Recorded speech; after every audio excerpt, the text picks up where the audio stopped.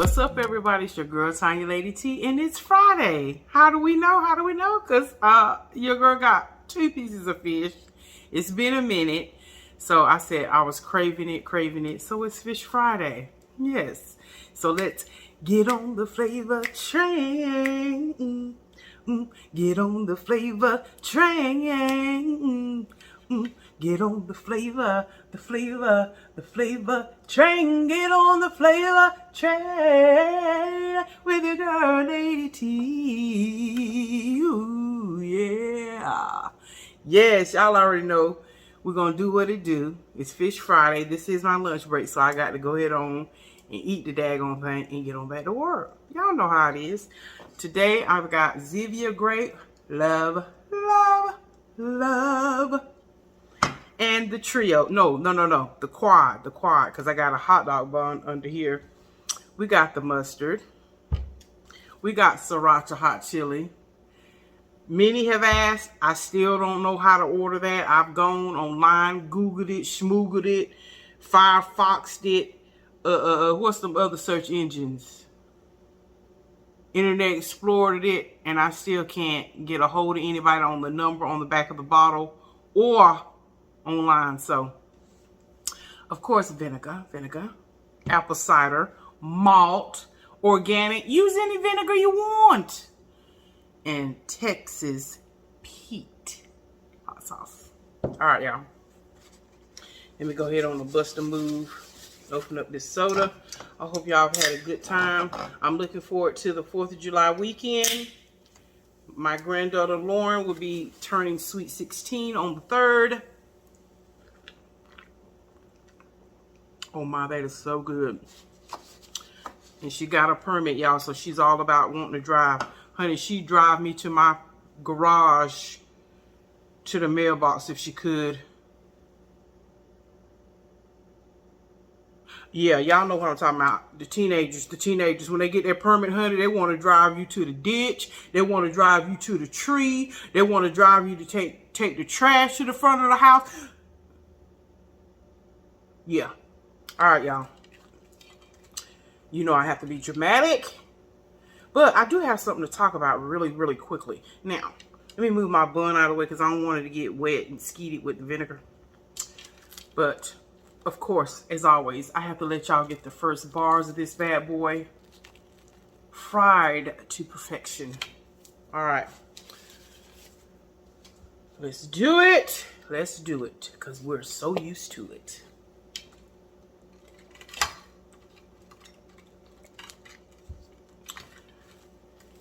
I know I'm not rusty at this. I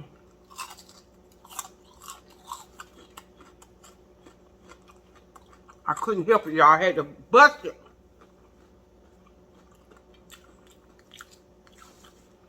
I'm getting rusty. How do I do it? Okay, I do my ketchup.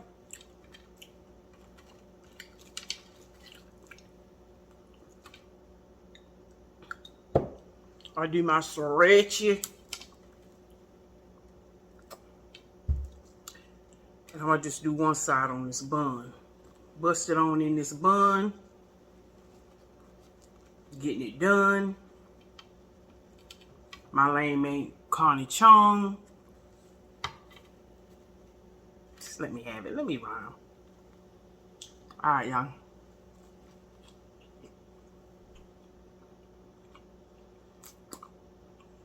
Oh my, I've been craving that mustard.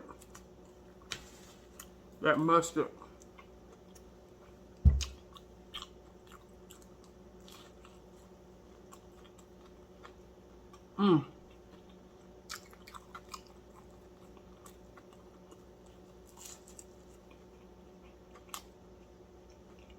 Mustardy sandwich.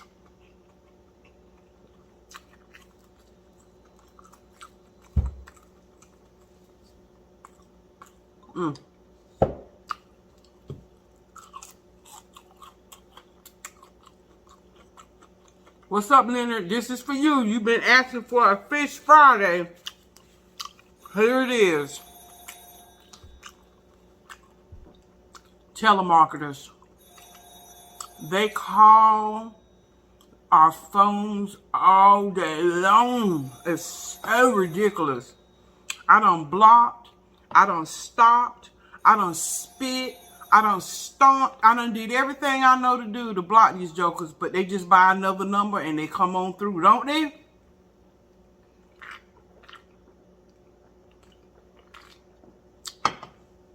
So we are just beholden to the fool-la-la. Oh my gosh, sorry, this is so good. Oh, so good.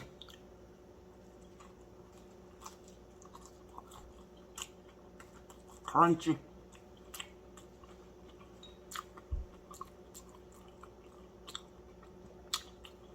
I've been watching a couple of videos. Wingstop done busted a move and they doing thighs.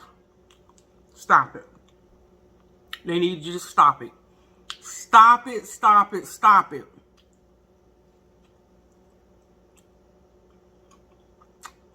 I'll be on vacation next week with my family. I might just have to bust a move and swing by Wingstop and do it. Do the daggone thing.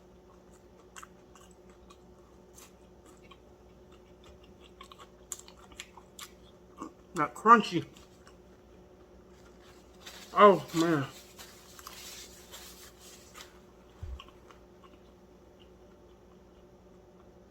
I don't care what you do. In the summertime when you fry fish, the whole house get hot.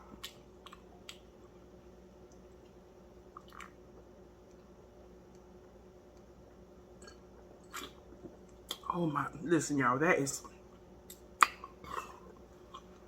so good, it's just ridiculous. It really, really, really is.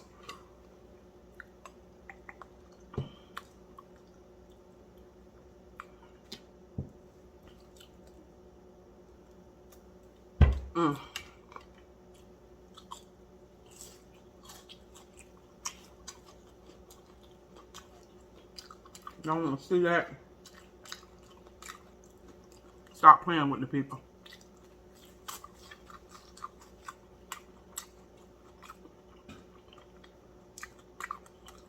Anyway, y'all.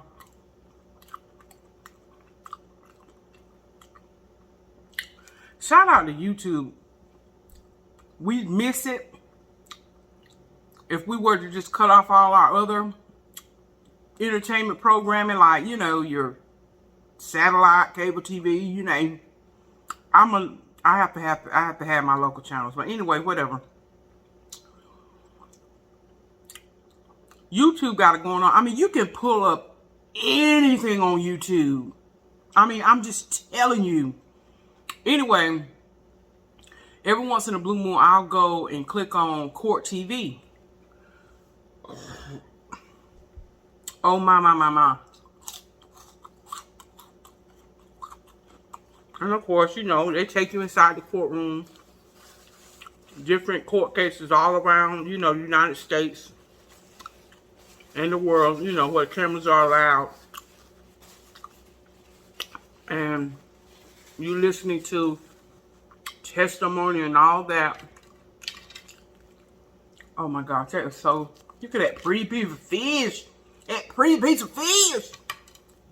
When food is so good, it makes you talk a little crazy, don't it? It makes you talk a little crazy.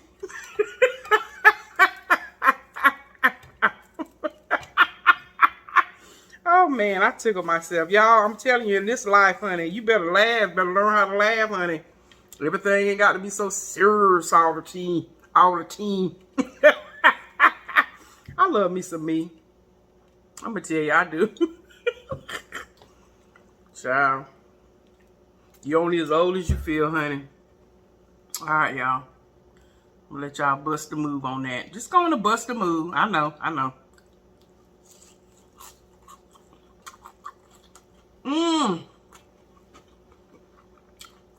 Look at that crunch. But anyway, I was listening to one of these court cases. Don't even ask me which one it was. There's so many up there. Different stuff be going on. People be doing the most, don't they? People be doing the most. Anyway, it was a murder trial, unfortunately. But Anyway, when the jury go back, you know, after the court recesses from day to day, and they're sequestered in wherever they are sequestered, they ain't supposed to talk about the case until they start deliberating, right? That's one of the instructions, you know. Please don't discuss the case when you go back into your quarters, whatever. Try not to watch this said program, TV, blah, blah, blah. It just depends on the profile of the case, right? And so the only time they're supposed to be discussing the cases, of course, is when the judge gives them the instructions and they start deliberating the case. Well, anyway, on this particular case, one of the jurors asked to speak to the judge. They had a question. Or she had to tell the judge something that just wasn't sitting well with her, right? Wasn't sitting well with her.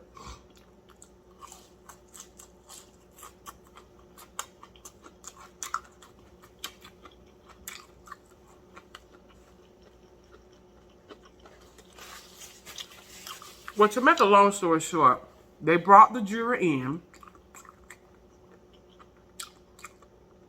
and the juror said that while they were, you know, in between recesses, or they had adjourned for the day, and they were all, you know, they still had to be around the bailiff, one of the deputies of the court, of course.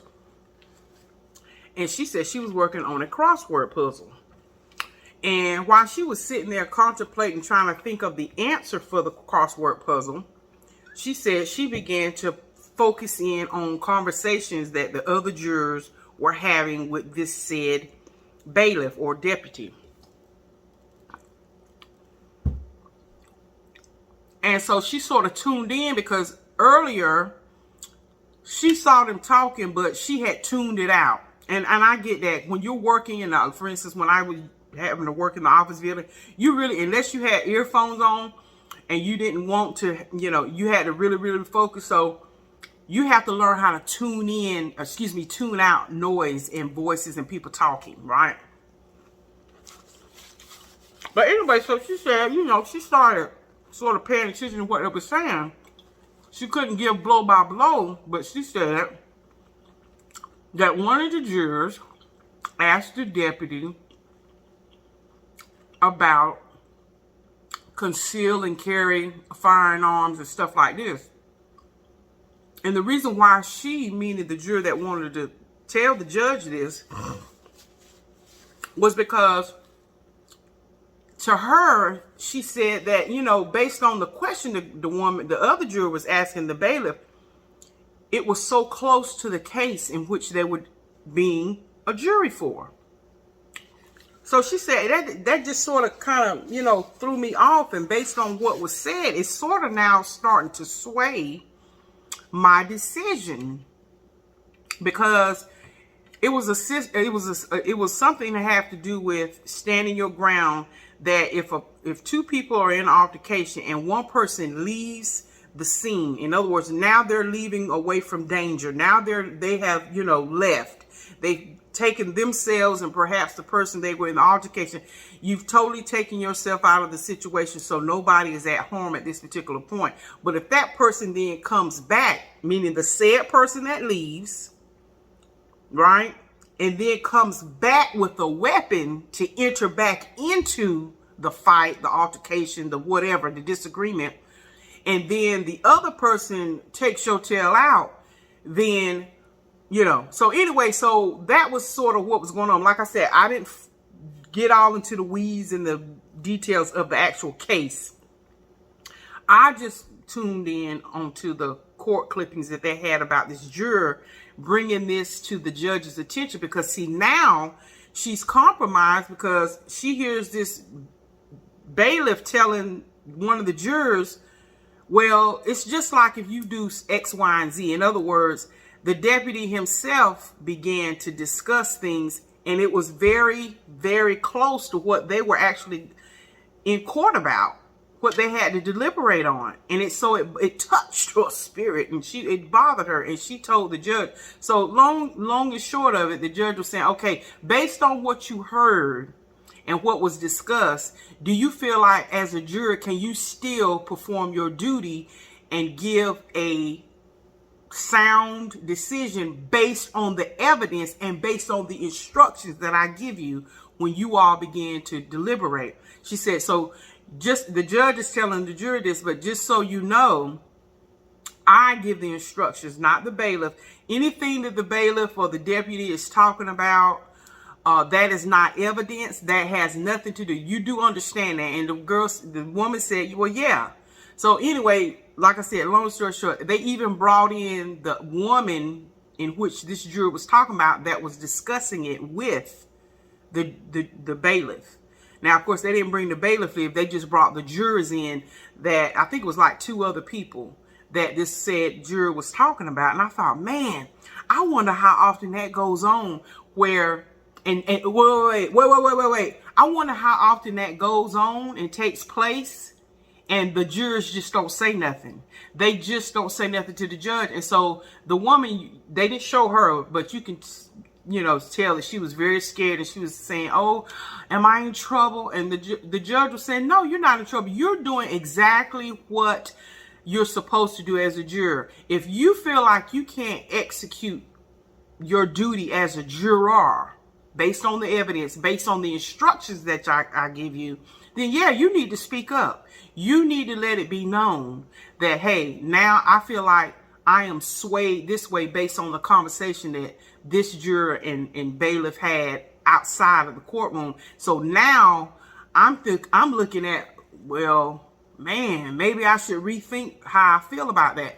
But the judge again was reiterating that bailiff is not, evidence. What he's saying is not evidence. It's not, So I thought to myself, I just got to thinking about that thing, because I know in my lifetime, and my life ain't over, don't get it twisted, but up to year to date, I have been called twice for a jury.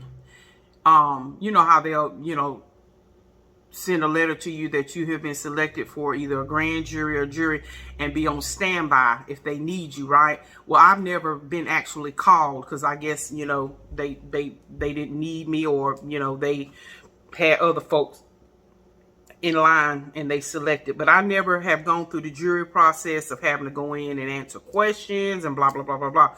But I have been. And listen, it's like, oh, Tonya, be careful what you ask for. I really want to serve as a juror. But like I said, I've only been summoned twice to be on standby, you have to call. And what it is, when you get summoned like that, you have to call in when they say call in to see if you're needed for that day. So, anyway, so I never had to actually go to the second stage of it. But yeah, I really would love to serve as a juror. I really would, just to be able to say that was something that I was in the process of. But I thought to myself, oh, I can't leave this fish sitting here. Y'all see how y'all jack? But I need to shut it down right quick because I got to get back online. But yeah, y'all, I thought to myself, my God, she really was scared. And I wonder how many other jurors are afraid and are scared and just don't say nothing to not rock the boat. And they may not say nothing because they feel like, well, you know what, I don't care what they over there talking about. I know I got to go by the law, the instructions, and the evidence. And some people may have that type of a, thing. But that woman was making it be known, look, based on what they discussed, I think I may not need to, and she said, she feel like she can it's a high percentage that she can carry out her duty, but she just wanted to bring to the court case, to the courts, she just wanted to bring to their attention that I may be swayed by what was discussed. And of course, the judge gave the 3 jurors that she actually talked to, listen, you ain't supposed to be talking about the case. Don't be asking the bailiff about this part of the evidence and da, da, da. She said, now y'all can talk about the weather how you told my, you know, she was saying, you know, that's fine. She said, but stuff that is parallel and sort of fits in with this, you can't be asking them type of questions and discussing that type of scenario. So the judge did let them know. But I thought, oh my God, you just never know. Oh my God. Y'all knocking jaw jack.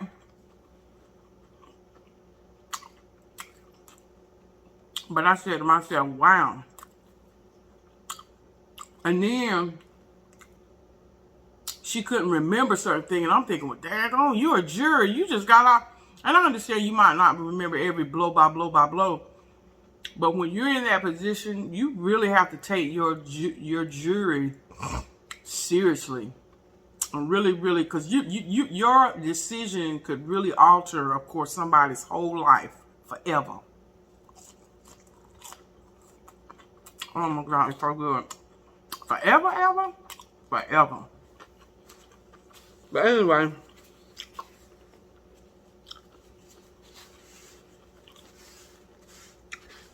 Oh my, that was so good, y'all. But I gotta bust a move. I did want to get one of these in. It's been a minute. Leonard, thank you for being such a great supporter. And yeah. We got it in, y'all. We got it in.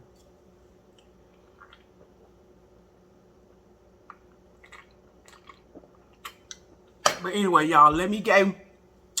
I'll see y'all back over here on the Flavor Train for Sunday, July 4th blowout.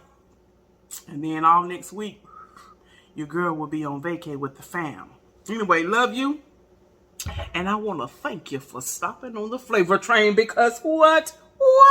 Flavor is where it's at. Love y'all. Bye, y'all. Have a good weekend.